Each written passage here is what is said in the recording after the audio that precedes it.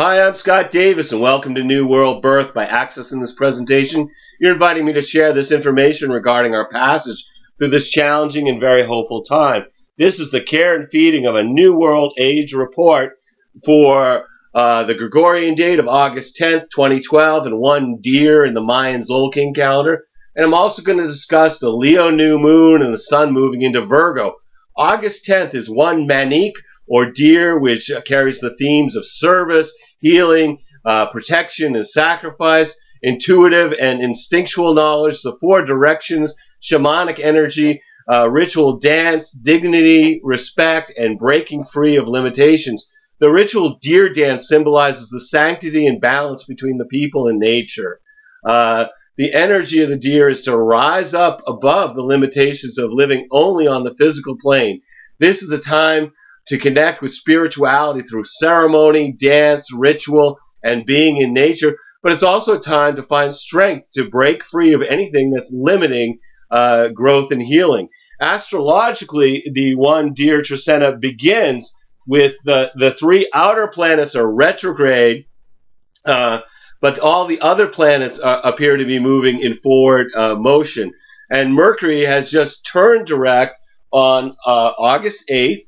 And so it's a time to implement the course correction that we've become aware of through observing the information and events of this past retrograde cycle. We have from now until the 22nd to make major changes in our lives based on Mercury's recent transit. Regarding the Uranus-Pluto square, we don't have to look far to see their impact. Whether it's an unexpected acts of aggression by individuals, Uranus and Aries, or the massive failure of outdated power infrastructure, Pluto and Capricorn, these transits will be with us through 2015. And I think it's really interesting that the solar storms, which impact our weather, power grids, satellites, and communications, are not expected to even reach the peak of their 10-year activity cycle until 2013 and 2014, right in the middle of this Uranus-Pluto square time frame. And there's a 12% chance of a major solar storm, making it a 1 in a 100-year event. But the last major solar storm was 150 years ago, long before we built our world on technology that is affected by the sun's magnetically charged plasma ejections. During the 1859 event, the northern lights could be seen as far south as the Caribbean. The Uranus-Pluto square is activated between August 13th and August 18th by Venus in Cancer opposing Pluto, and then both of them squaring Uranus. And it's not quite as difficult as last month's T-square that involved Mars, which was exact 36 hours before the Aurora, Colorado shooting. But with Venus involved with Pluto and Uranus, it's more of the energy like an old lover returns unexpectedly. But, we still have Uranus and Aries here, so there's still a vulnerability to aggression. And Venus in Cancer would be involving women, the family, and or the home. But on the lighter side of all this, you may want to find some time to view the night sky on the 12th or 13th for the peak of the Perseid meteor shower. When viewed from a dark location after midnight, the rate of shooting stars was going to be over 100 per hour. And these are really particularly colorful meteor showers. So here's the detail of the daily energy of this Tzolkin. We have August 10th, One Deer, unity experience through serving others.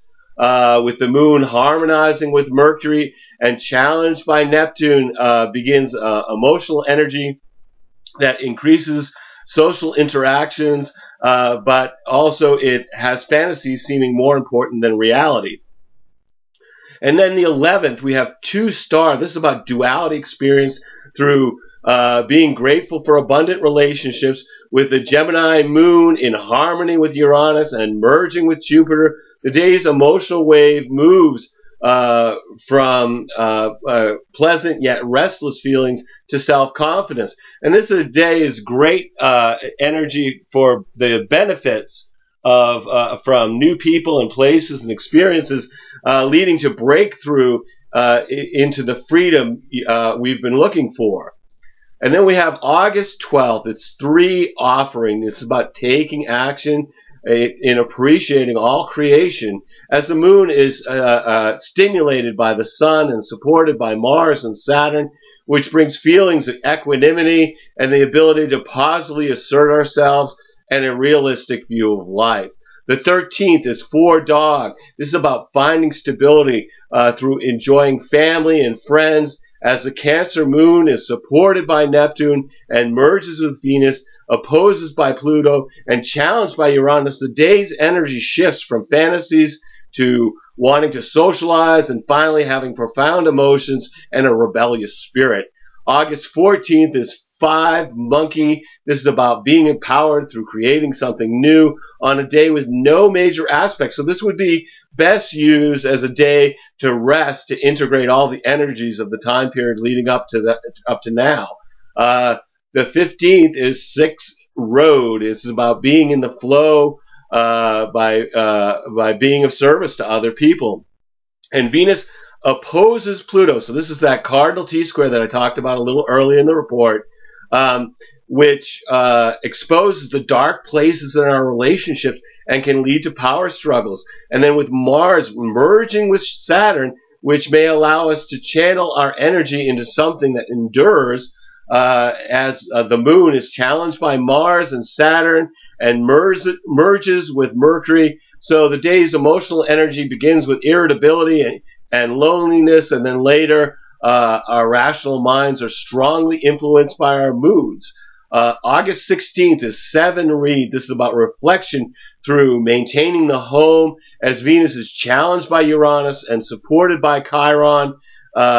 This can bring disruption and chaos in our personal relationships, but also an opportunity to heal the wounds that we become aware of during these challenging interactions. While the moon is supported by Uranus and harmonizing with Jupiter, the day begins with a desire for some emotional excitement, but later brings congenial feelings towards the people we interact with. The 17th is 8 Jaguar. This is about balance experience through enjoying nature, and the Leo new moon harmonizes with Saturn and Mars and merges with the sun and is opposed by Neptune, which brings the energy to sustain what we put effort into. And with Neptune in the mix, this could be looking at some sort of creative inspiration.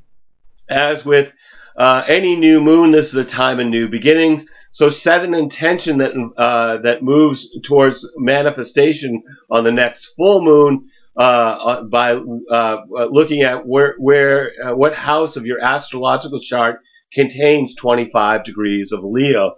For me, that's my 3rd house. So I'll be intending to improve my communications, I guess. With the sun in harmony with Saturn, this is great energy for getting things done.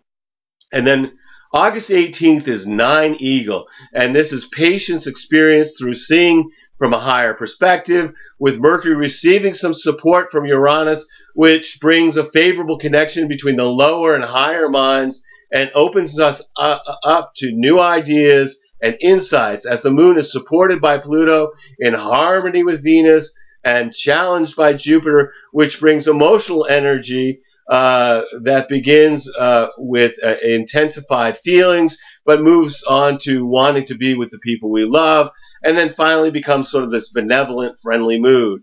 The 19th is 10 Wisdom. This is manifestation through reflection, meditation, and forgiveness. And it's another day with no major aspects, which may be used as a day of rest and integration. And then August 20th is 11 Earth. This is resolution through our gratitude for Mother Earth, as the sun is in harmony with Mars, which is great for taking positive actions, while the Leo moon is challenged by Pluto and Venus and opposed by Uranus. and harmonizes with Mercury and supported by Jupiter. The day's emotional energy begins with the urge towards some kind of compulsive behavior that could be damaging in the long run, and the mind leaping to unwarranted conclusions. And later it shifts to increased social interactions and wraps up with pleasant feelings and a sense of well-being. The social interactions, the 21st is 12 Flint, and this is understanding through being introspection, being introspective as the moon merges with Saturn. So this can bring feelings of isolation and loneliness. And then August 22nd is 13 Storm, which is movement to the next stage through recognizing the gifts in adversity, as the sun moves into Virgo and illuminates the details of the next phase of our course change. As Mercury moves past the point it originally turned retrograde, so moves past this point here and moves on, in doing so, it harmonizes with Jupiter, which expands our awareness of new possibilities, while the moon merges with Mars, harmonizes with the Sun and Pluto, and receives support from Neptune. The day's emotional energies begin with irritability, but also feels in balance between the inner and outer worlds, and later shifts to daydreams, and finally brings the desire to experience deep and profound feelings. So this being the One Deer Tzolkin, which is about breaking free of limitations, I'd like to discuss why the pursuit of unity consciousness benefits the global elite. The concept of unity consciousness is a very old one, but for some reason it's become very popular lately, with people professing that the next stage in human evolution will come from a collective unity consciousness. I think part of this movement to embrace unity consciousness began last year when Carl Kaleman had declared that one of the products of the ninth wave universal cycle of the Mayan tune calendar model would be that humans would be experiencing unity consciousness. You know, in my research into Dr. Kaleman's model, I realized that parts of his theory were really based on actual Mayan inscriptions, and other parts were just tacked on. And the tune calendar did illustrate a schedule of technological development, but it did not really have a spiritual component. So the concept of unity consciousness was added without really any foundation or justification in the Mayan belief systems. Unity consciousness actually has nothing to do with the Mayan calendar. And the funny thing is that Kaleman and his followers had forgotten this, that they just made up this spiritual component of the tune calendar, that it had no underpinning. So when we all didn't experience unity consciousness on October 28th, 2011, Dr. Kaleman declared that the waves were continuing after the date it was to complete, as the waves were just grinding in unity consciousness. And really, I have never understood the idea of grinding in unity consciousness, because it takes duality to grind anything.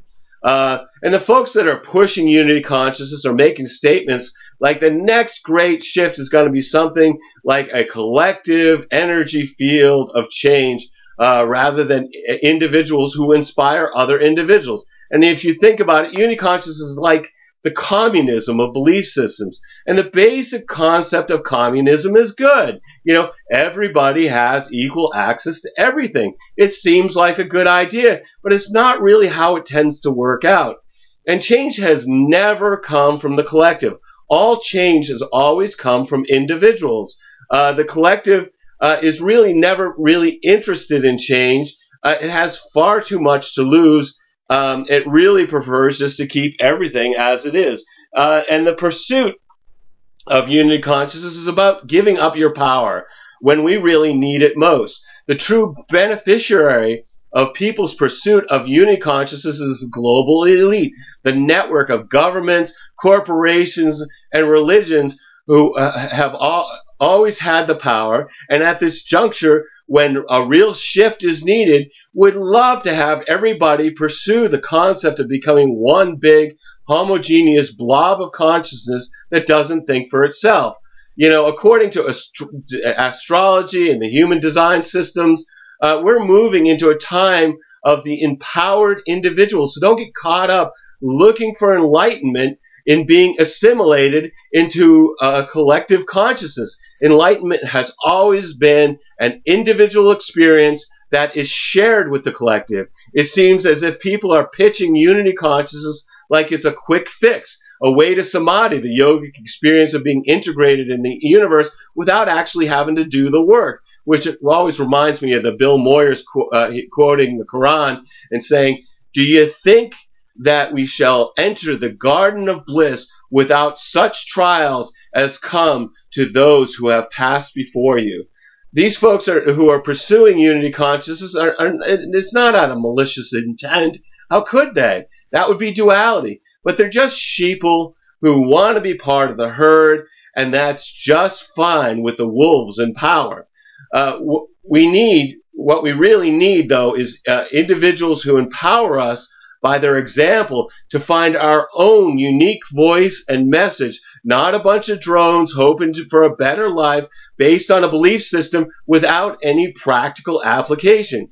Just people making stuff up and willing to tell it to you for the price of your consciousness, or in some cases for actual currency. You actually have to pay some of them to give away your power.